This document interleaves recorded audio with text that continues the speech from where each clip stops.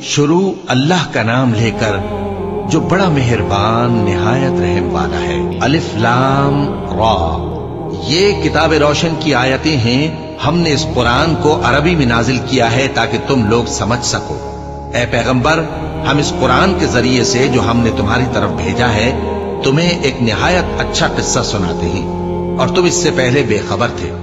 جب یوسف نے اپنے والد سے کہا کہ ابا، میں نے خواب میں 11 ستاروں اور سورج اور چاند کو دیکھا ہے، دیکھتا کیا ہوں کہ وہ مجھے سجدہ کر رہی ہیں۔ انہوں نے کہا کہ بیٹا، اپنے خواب کا ذکر اپنے بھائیوں سے نہ کرنا، نہیں تو وہ تمہارے حق میں کوئی چال چلیں گے۔